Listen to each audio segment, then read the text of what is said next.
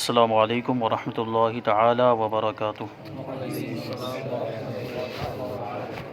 نحمده ونصلي ونسلم على رسوله الكريم اما بعد فاعوذ باللہ من الشیطان الرجیم بسم اللہ الرحمن الرحیم ان اللہ وملائکتہ یصلون علی النبی یا ایہا الذین آمنوا صلوا علیہ وسلموا تسلیما اللہم صل علی سیدنا ومولانا محمد معدن الجود والکرم وآلہ الکرام وابنہ الکریم وبارک وسلم صلاۃ وسلاما علیک یا رسول اللہ صلی اللہ تعالی علیہ وسلم۔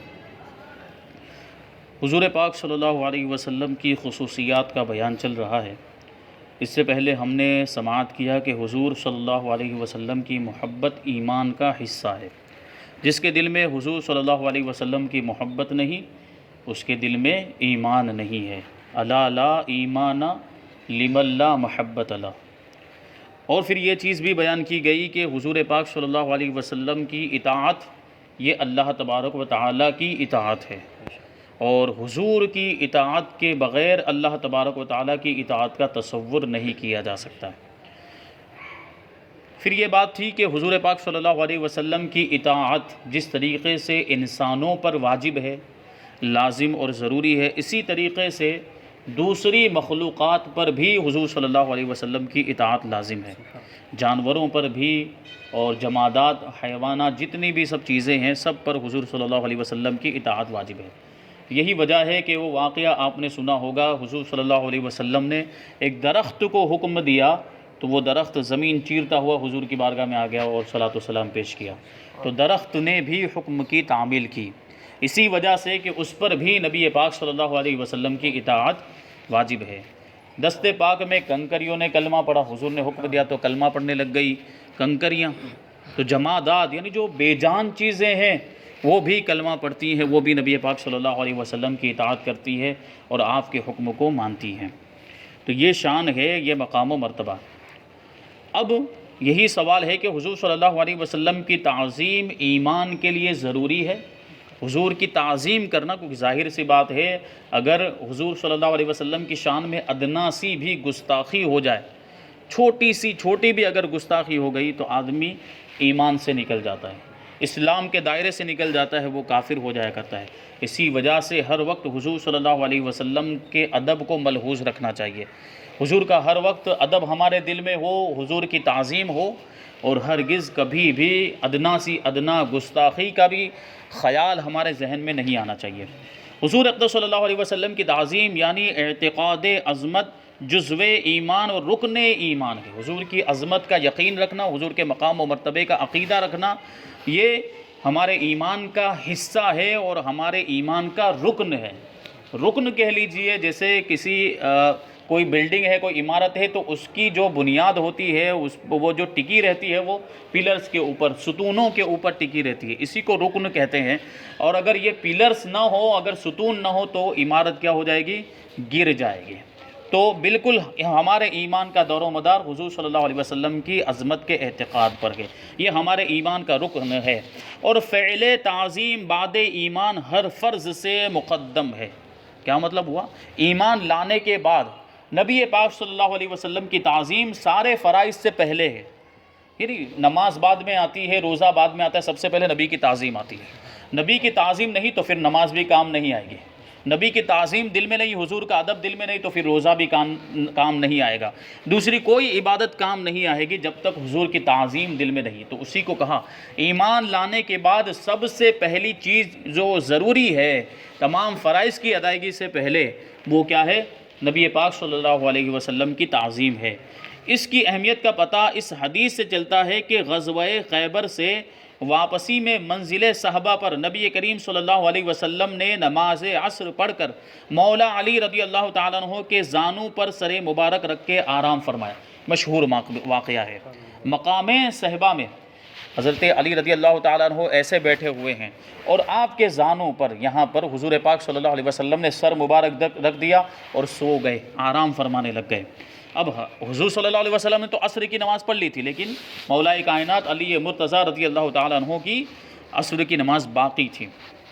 اسی کو کہتے ہیں کہ مولا علی نے نماز عصر نہ پڑھی تھی، آنکھ سے دیکھ رہے تھے کہ وقت جا رہا ہے، مگر اس خیال سے کہ زانو سرکاؤں تو شاید خواب مبارک میں خلل آئے، زانو نہ ہٹایا۔ یہ دیکھیں تعظیم، حضور صلی اللہ علیہ وسلم کی تعظیم، ادب دیکھیں کہ اگر میں اپنے زانو کو ہٹاؤں گا، پیر کو حرکت دوں گا تو نبی پاک صلی اللہ علیہ وسلم کی نیند میں خلل واقع ہو، آنکھ کھل جائے گی، تو یہ بھی گوارا نہیں کیا کہ حضور کی نیند میں خلل واقع ہو۔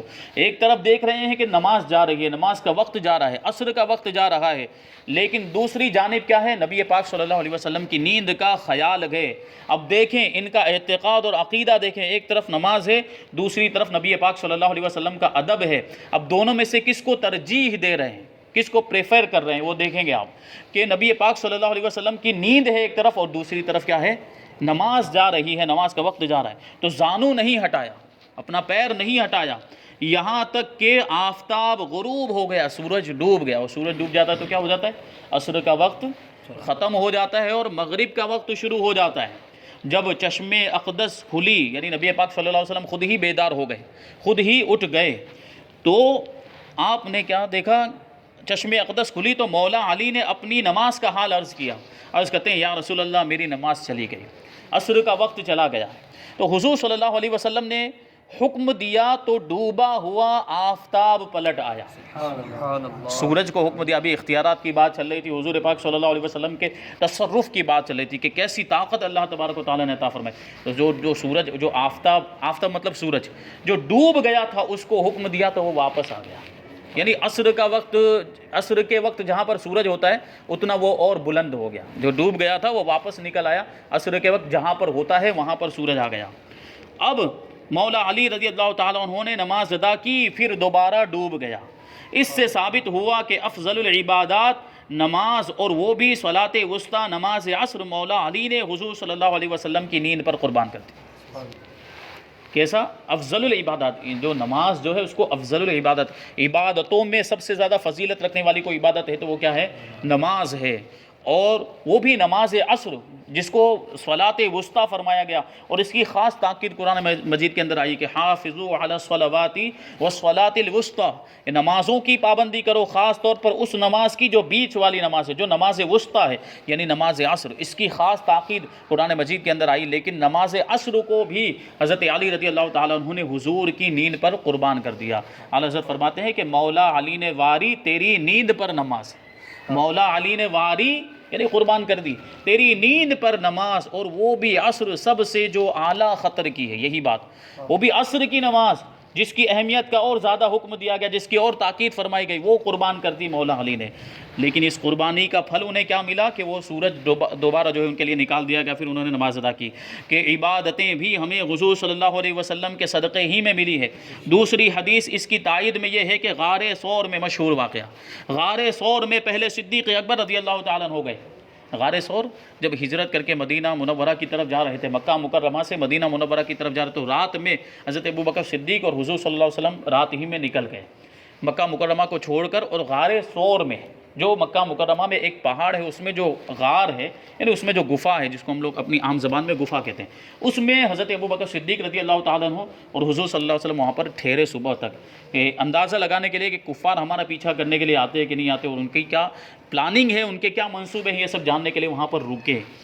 تو وہاں پر جب اس غار میں تشریف لے جا رہے تھے تو حضرت ابوبکر صدیق رضی اللہ تعالیٰ عنہ جیسا عاشق اور کوئی نہیں ہو سکتا ہے، بہت بڑے بڑے عاشق ہیں، لیکن عاشق اکبر جن کو کہا جاتا ہے، سب سے بڑا عاشق رسول، وہ حضرت ابوبکر صدیق رضی اللہ تعالیٰ عنہ۔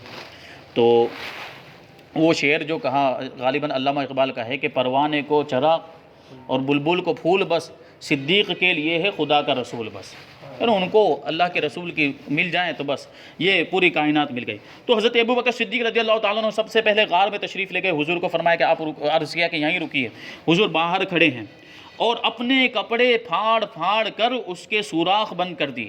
اس غار کے اندر جو سوراخ یعنی سانپوں کے بل بنے ہوئے تھے، تو حضرت ابوبکر صدیق نے اپنے کپڑے پھاڑ پھاڑ کے ان سوراخوں کو بند کیا، اور ایک سوراخ باقی رہ گیا، یعنی کپڑا ختم ہو گیا، یعنی جو ستر چھپانے جتنا ہی اب کپڑا رہ گیا تھا، باقی کپڑا جو ہے کہ ختم ہو گیا، تو اب ایک سوراخ باقی رہ گیا، تو اس میں اپنے پاؤں کا انگوٹھا رکھ دیا۔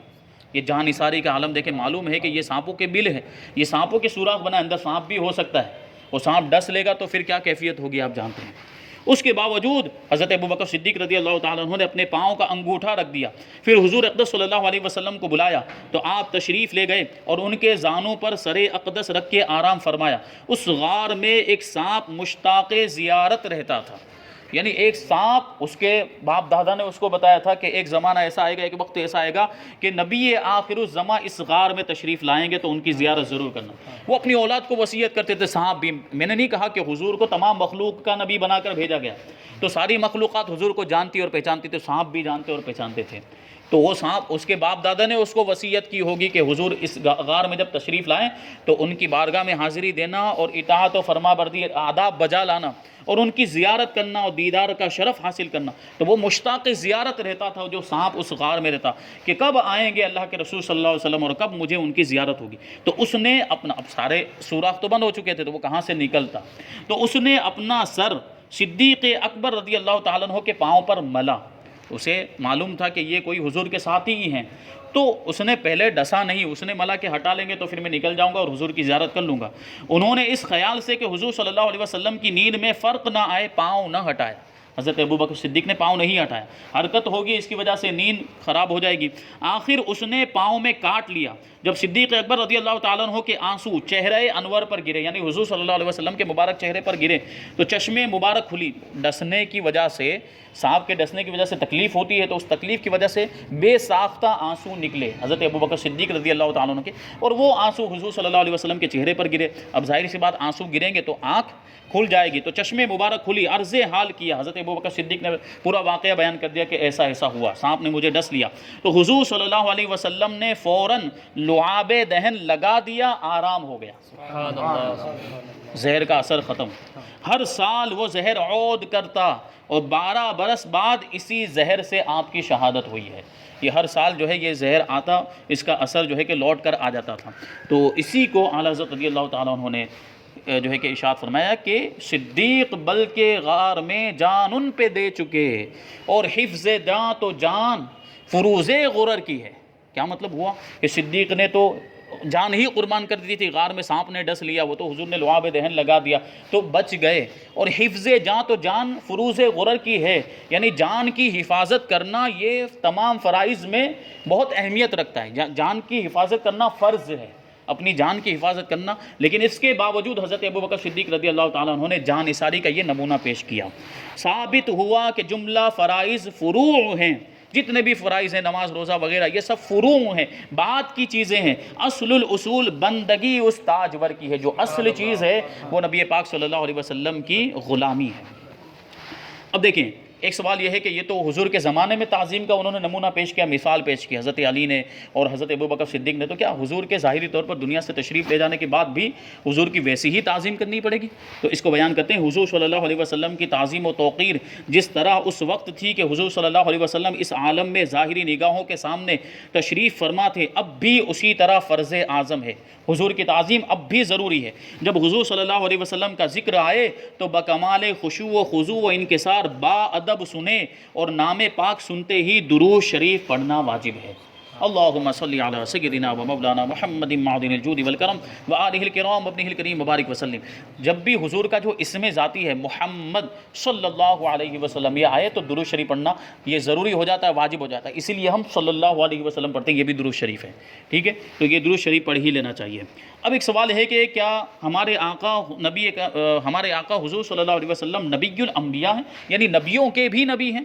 تو ظاہر سی بات ہے ہمارے آقا نبیوں کے بھی نبی ہیں، رسولوں کے بھی رسول ہیں. جی ہاں، حضور صلی اللہ علیہ وسلم نبی الانبیاء ہیں اور تمام انبیاء حضور صلی اللہ علیہ وسلم کے امتی ہیں. سب نے اپنے اپنے عہد کریم میں، یعنی اپنے اپنے مبارک زمانے میں حضور صلی اللہ علیہ وسلم کی نیابت میں کام کیا، نائب بن کے کام کیا.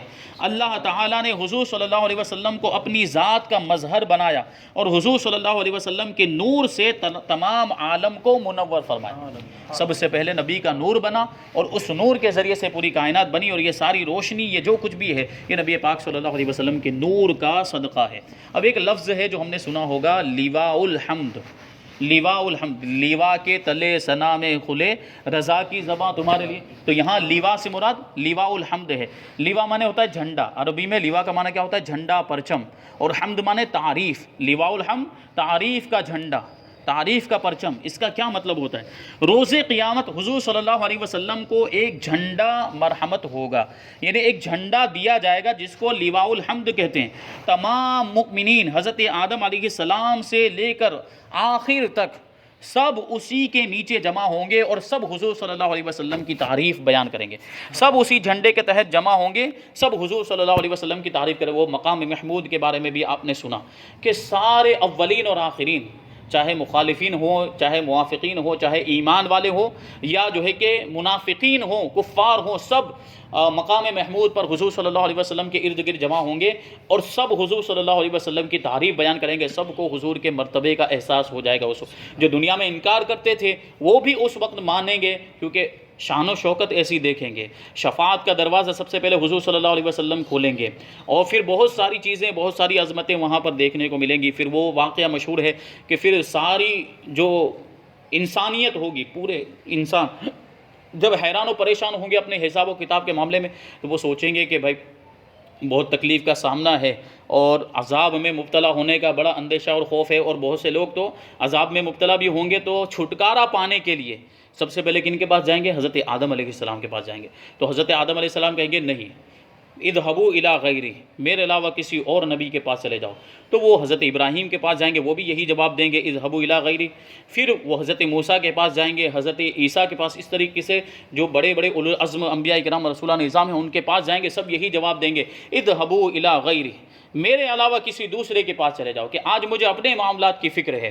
آخر میں جب یہ سارے لوگ اور ساری امتیں حضور صلی اللہ علیہ وسلم کے پاس آئیں گے تو حضور صلی اللہ علیہ وسلم ارشاد فرمائیں گے انا لہا انا لہا، میں تو اسی کام کے لیے، میں تو شفاعت کرنے کے لیے ہوں۔ تو سب کہہ رہے تھے اذهبوا الی غیری، سبھی رسول نے کہا اذهبوا الی غیری، میرے حضور کے لب پر انا لہا ہوگا۔ تو یہ شان ہے حضور پاک صلی اللہ علیہ وسلم کی، تو آپ کو لواء الحمد عطا کیا جائے گا۔ اب ایک سوال ہے کہ جو شخص معاذ اللہ حضور صلی اللہ علیہ وسلم کی کسی قول یا فعل کو حقارت کی نظر سے دیکھے، اس کے لیے کیا حکم ہے؟ یعنی حضور کے کسی قول یا فعل کو، یعنی کسی حدیث پاک کو اگر حقیر جانے، اسے کمتر جانے، ہلکا جانے، تو اس کے لیے کیا حکم ہے؟ اب حدیث شریف کی بات آ گئی تو میں عرض کر دوں ایک بات کہ حدیث ہم سنتے رہتے ہیں، تو حدیث کا جو مفہوم ہمارے ذہن میں آتا ہے عام طور پر وہ یہ ہوتا ہے کہ حضور نے جو فرمایا اس کو حدیث کہتے ہیں۔ کیا کہتے ہیں؟ حضور نے جو فرمایا اس کو حدیث، تو خالی یہی حدیث نہیں، یہ تو ہے حدیث، یعنی حضور نے جو فرمایا وہ حدیث ہے، لیکن اس کے علاوہ حضور پاک صلی اللہ علیہ وسلم نے جو عمل کیا ہے، جو عمل کر کے دکھایا، وہ بھی حدیث ہے۔ یہ دو قسمیں ہو گئی حدیث کی، اور ایک ہے حدیث تقریری۔ اس کا مطلب یہ ہوتا ہے کہ حضور صلی اللہ علیہ وسلم کے سامنے کسی صحابی نے کوئی عمل کیا اور حضور صلی اللہ علیہ وسلم نے اس سے منع نہیں فرمایا، تو یہ بھی حدیث ہو جاتا ہے۔ حدیث قولی، حدیث فعلی اور حدیث تقریری، یہ تین طرح کی حدیثیں، یعنی حضور نے کچھ ارشاد فرمایا، یہ حدیث قولی ہے۔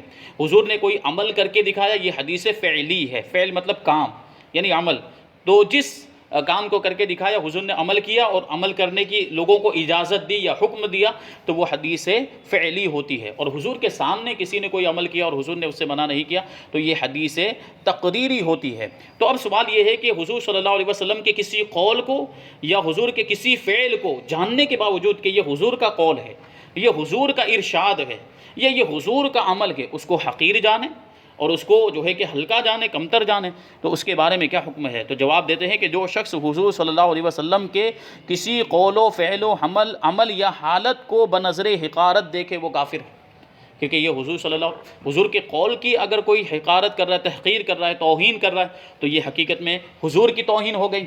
حضور کے کسی فعل کی توہین کر رہا ہے تو یہ حقیقت میں حضور کی توہین ہو گئی۔ اور ابھی ہم نے سماعت کیا کہ نبی پاک صلی اللہ علیہ وسلم کی شان میں ادنا سی بھی گستاخی اگر کوئی کرتا ہے، چھوٹی بھی اگر توہین کا کوئی کام یا کوئی بات ایسی کہہ دیتا ہے جس سے نبی پاک صلی اللہ علیہ وسلم کی ادنا بھی اگر گستاخی ہو جاتی، تو ایسا شخص جو ہے اسلام سے خارج ہو جاتا ہے، ایمان سے پھر اس کا کوئی تعلق نہیں رہتا، وہ کافر ہو جاتا ہے اور پھر اس کا ایمان باقی نہیں رہتا۔ تو اللہ تبارک و تعالیٰ کی بارگاہ میں دعا کرنی چاہیے کہ اللہ تبارک و تعالیٰ ہمیں نبی پاک صلی اللہ علیہ وسلم کی سچی پکی محبت عطا فرمائے، حضور پاک صلی اللہ علیہ وسلم کی تعظیم و تکریم کرنے کی توفیق عطا فرمائے، ہمارے سینوں کو عشق رسول کا مدینہ بنائے، ہمیں بھی عاشق رسول بنائے اور ہماری آنے والی نسلوں کو بھی عاشق رسول بنائے، کہ یہ عشق رسول ہی ہے جو نجات کا ذریعہ ہے۔ وما علینا الا البلاغ۔ السلام علیکم۔